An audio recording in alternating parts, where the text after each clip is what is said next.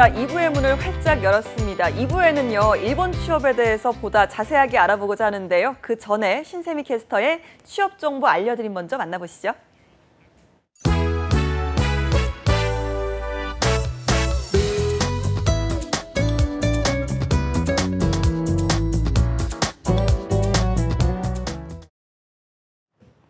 네, 안녕하세요. 취업 정보 알려드림의 신샘입니다. 공기업 및 공공기관 취업 소식 알려드리겠습니다. 지난 28일부터 한국환경공단에서 변호사 및 공인회계사 경력자를 채용하고 있습니다.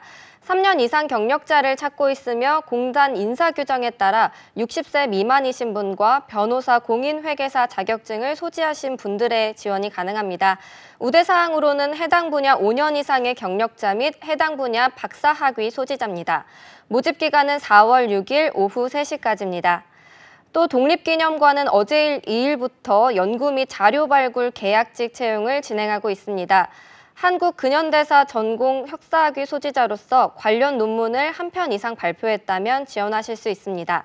독립운동과 관련 기관 근무 및 연구사업 경력자를 우대하고 있으며 근무지가 천안이라는 점은 유의하시기 바랍니다. 모집기간은 4월 17일 오후 5시까지입니다.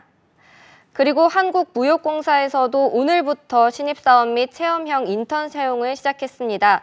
신입사원의 경우 조사인수, 법무, 보상채권관리, IT 총 3분야에서 채용을 진행하고 있으며 체험형 인턴의 경우 서울, 경기, 인천 등 총 9개 지역에서 채용을 진행하고 있습니다.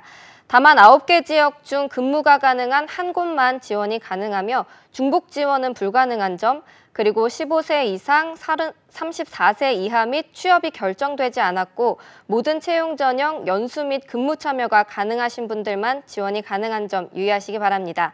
모집 기간은 4월 12일 오후 5시까지입니다. 마지막으로 한국전력공사에서 5일부터 대줄 수준 신입사원 채용을 진행할 예정입니다. 채용 부문은 사무, 배전, 송변전, 통신, 발전 등 총 8개 부문에서 채용을 진행하며 사무를 제외한 다른 부문들은 해당 분야 전공자 또는 기사 이상 자격증 보유자, 그리고 토익을 기준으로 700점 이상 외국어 능력자분들을 찾고 있습니다. 다만 고급 자격증을 소유하신 분들은 외국어 성적이 면제되니 참고하시기 바랍니다. 모집 기간은 4월 12일 오후 3시까지입니다. 이상으로 취업 정보 알려드림의 신샘이었습니다.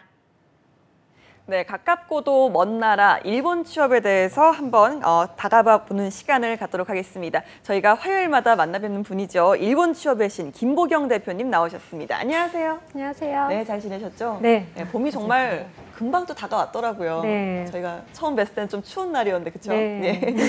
야, 요즘 정말 뭐 일부에서 저희가 이야기를 했지만 일본 취업 그렇게 인기라면서요? 네, 일본 취업이 굉장히 인기입니다. 네. 그래서 그 일본의 2018년도 졸업생들의 그 취업률만 봐도 네. 95%에 달할 정도로 예. 계속해서 지금 상황이 좋고요. 네. 또 한국인의 그 일본 취업 그 추세도 그 계속해서 증가하고 있는 상황입니다.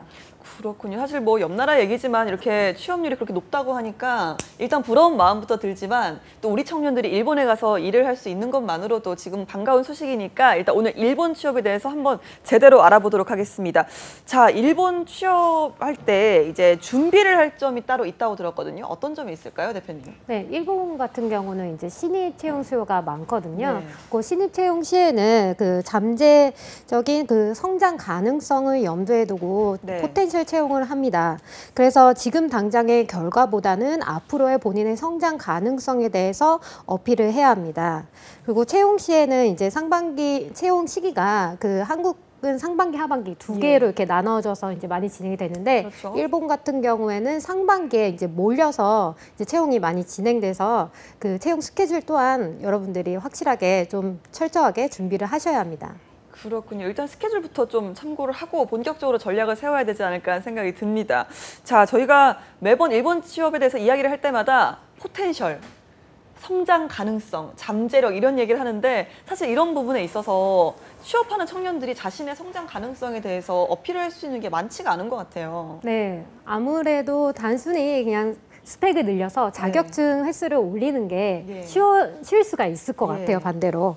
그래서 하지만 이제 일본 취업을 준비를 하실 때는 단순히 스펙을 늘리는 것보다는 자기 분석을 정확하게 해서 이력서와 면접을 확실하게 준비하셔야 합니다. 네. 물론 이제 IT 기업 같은 경우는 정보 처리 기사 자격증이 있거나 그 외에 응모하는 이제 기업에 도움이 되는 자격증을 취득함으로써 그 회사에 대한 입사 동기와 그리고 그 업무에 대한 강한 의지는 어필을 할 수 있겠는데요.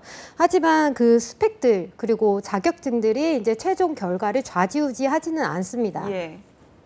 그렇군요. 우리나라에서 일본으로 취업을 하는 구직자 수가 꾸준하게 증가를 하고 있다라고 저희가 들었는데 사실 어느 정도로 일본 채용 시장이 한국인들에게 문을 좀 열고 있는지도 궁금하거든요. 네, 우리나라에서 일본으로 취업한 숫자는 2016년도가 18,000명 정도 됐고요. 네. 그리고 2017년도가 21,000명 정도로 약 13%가 오. 증가했습니다. 네. 그리고 2018년 후생 노동성 조사로 일본에 고용된 외국인 전체 수를 보더라도 127만 명으로 작년보다 19% 증가해서 과거 최고치에 달할 정도로 와. 일본 청년의 이제 구인난으로 인해서 외국인들을 이제 적극적으로 채용하려고 하는 일본 기업의 채용 시장 현황을 엿볼 수 있을 것 같습니다. 네. 그리고 2017년도 마이나비의 조사에 따르면 일본어가 가능하고 좋은 인재라면 국적을 불문하고 적극적으로 채용하겠다라고 답변한 기업이 76.4%로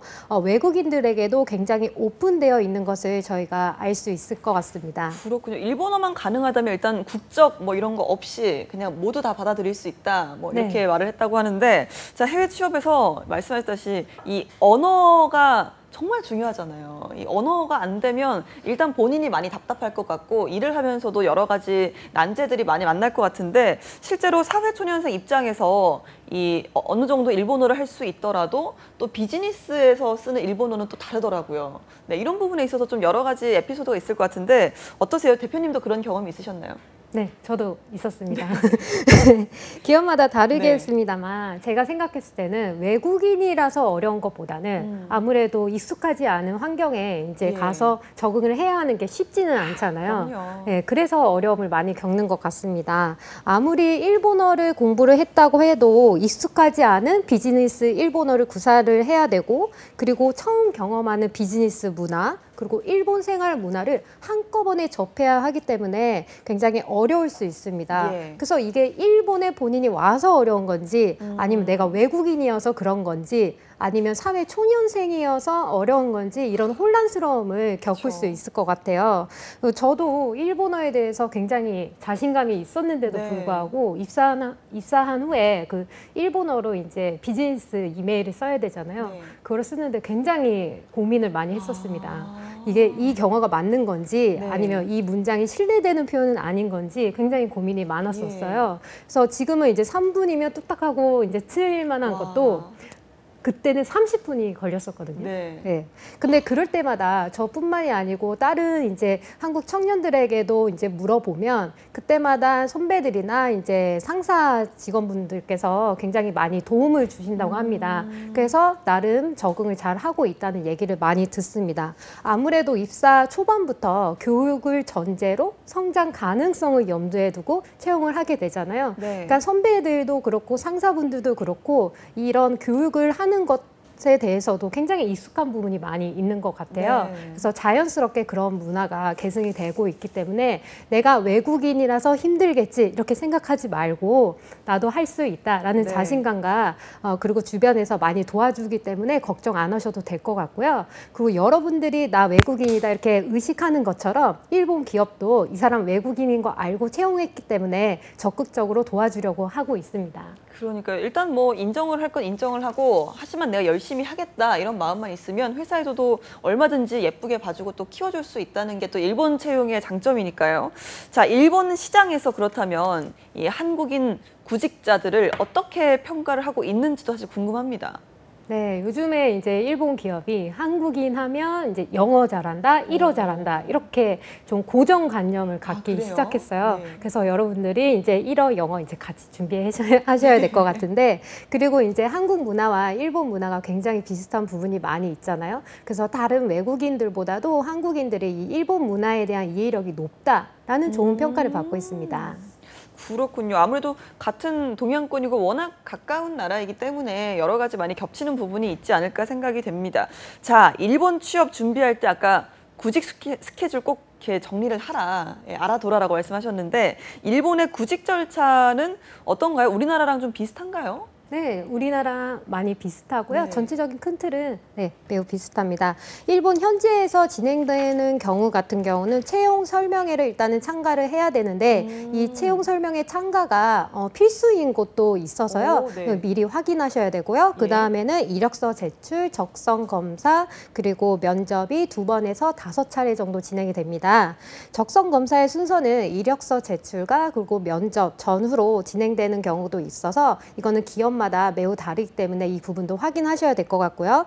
그리고 한국에서 진행되는 일본 취업의 채용 절차 같은 경우에는 아무래도 그 일본에서 한국까지 와서 진행을 해야 하는 부분이 있기 때문에 단기간에 빨리빨리 진행을 해야 되거든요. 네. 그래서 면접 횟수가 그 일본 국내에서 진행되는 것보다는 적은 경우가 있습니다. 오, 그렇군요. 일단 뭐 한국의 구직 절차와 상당히 비슷한 부분이 많구나라는 생각이 듭니다. 자, 이제 본격적으로 이야기를 좀 해보면 가장 고민을 하는 게 이력서 쓰기 아닐까요? 예, 이렇게 좀 일본 취업의 경우에는 이력서를 한국과 비슷한 형식으로 쓰는 건지 아니면 또 다른 방법이 있는지 이런 것도 궁금합니다. 네, 일본에서는 좀 특이한 점은 실제로 손으로 작성을 해서 제출을 요구하는 기업들이 있습니다. 컴퓨터로 하지 않고 네.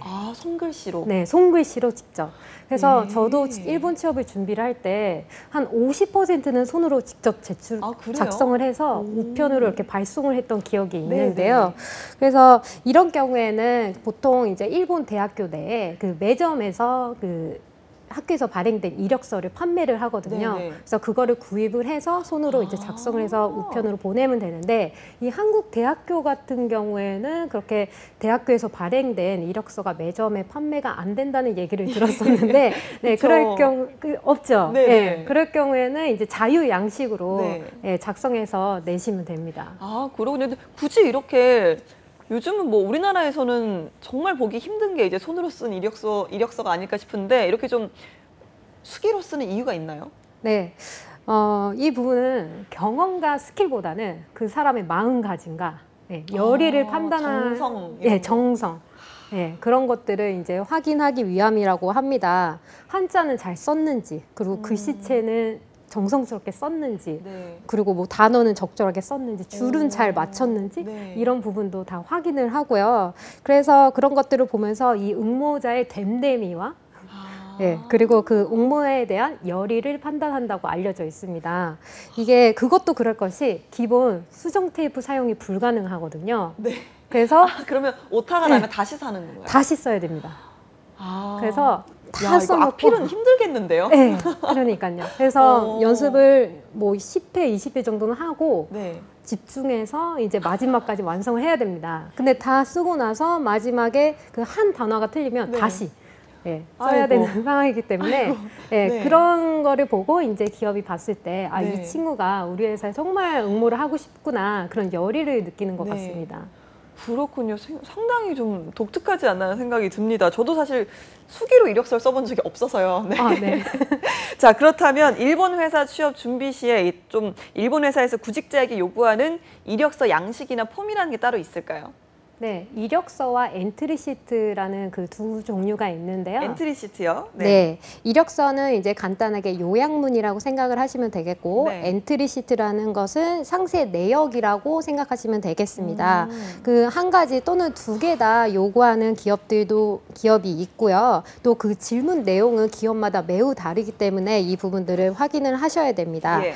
이력서 구성을 보면 좌측에는 학력이 나오고 우측에는 자격증과 간단한 자기 PR 문장을 문장을 쓰는 곳이 있습니다. 예. 각각 이제 질문에 대해서는 200자에서 400자 정도로 간단하게 답변하는 형식입니다. 일단 뭐 이력서 자체는 크게 한국과 다르지 않은 것 같은데요. 자, 이 엔트리 시트라는 게 어떤 건지 궁금합니다. 자기소개서 같은 건가요? 네, 자기소개서와 비슷한 것 같아요. 네. 근데 이제 한국 같은 경우는 자유롭게 이렇게 쓰는 형식이 많아 보이는데 이제 네네. 일본 같은 경우에는 질문이 각각 지정이 되어 있어가지고요. 기입을 하시면 되는데 제일 많은 이제 질문이 대학생 때 가장 열심히 한 것은 아니면 지망 이유, 기업 선택의 기준은 무엇인가, 그리고 입사 후 희망 업무 등 각 기업별로 지정한 질문에 대해서 답변하고 기본 이 안의 내용은 대학교 4년간의 일들을 설명하시면 됩니다. 저희가 지금 이렇게 화면에 그 일본 취업 이력서 부분이 나가고 있는데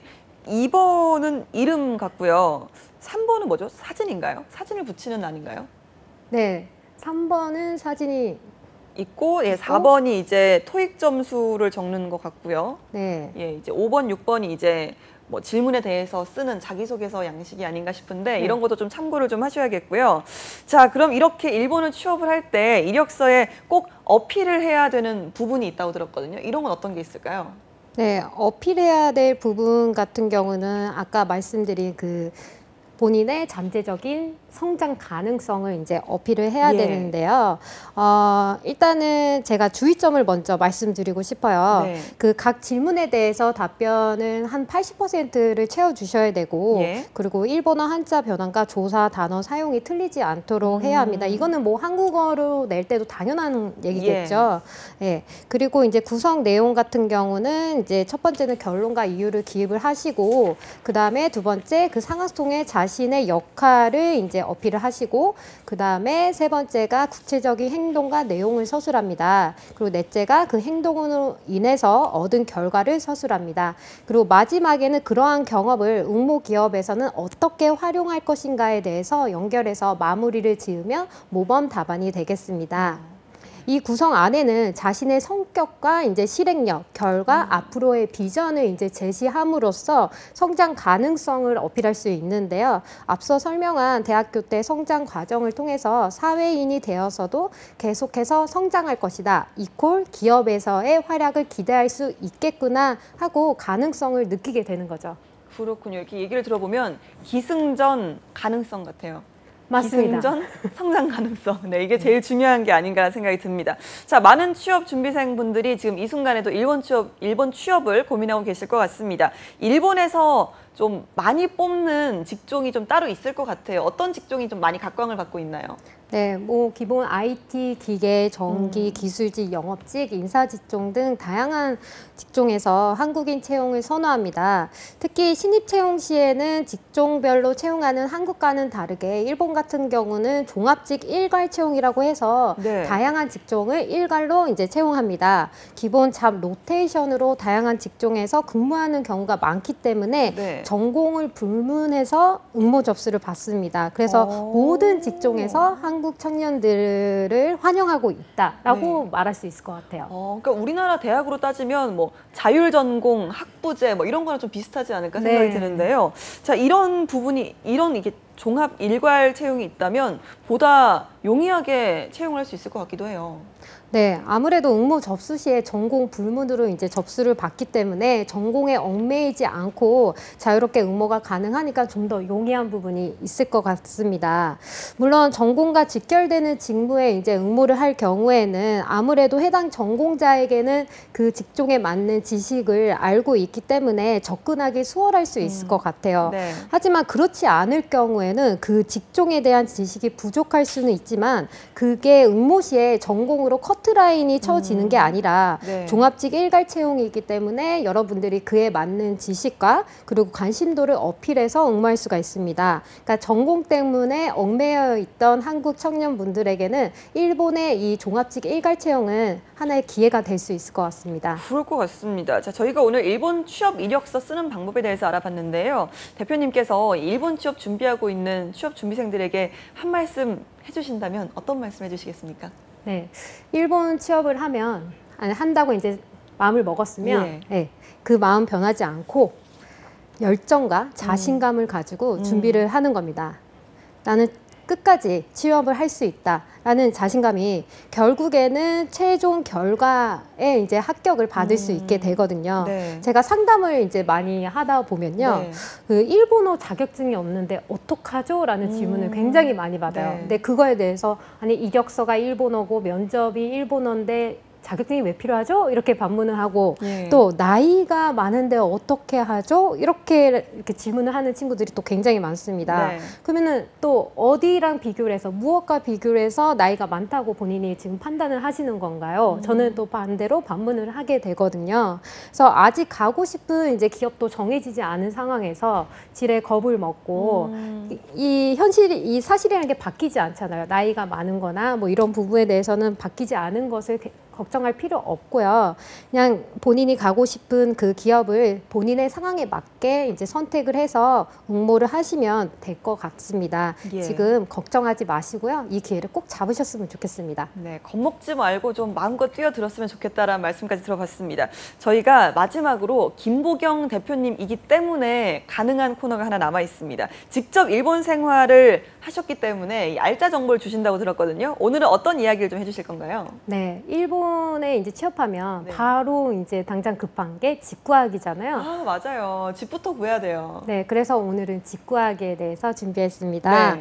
요즘은 우리나라도 모바일 앱이나 인터넷을 통해서 집을 구하지만 일본은 집찾기 웹사이트가 우리나라보다 더 활성화되어 있습니다. 오. 그래서 웹상에서 확인할 수 있는 부동산 수도 많고요. 예. 근데 전세의 개념은 없고 월세의 개념만 있습니다. 네. 그리고 한국과 다르게 보증금이 월세 1, 2개월이기 때문에 부담이 적다라는 장점도 있습니다. 네. 네. 근데 외국인일 경우에는 그 집을 계약을 할 때 일본인 국적의 보증인을 요구하는 경우가 있어서 네. 이러한 부분들을 여러분들이 주의를 하셔야 될 것 같습니다.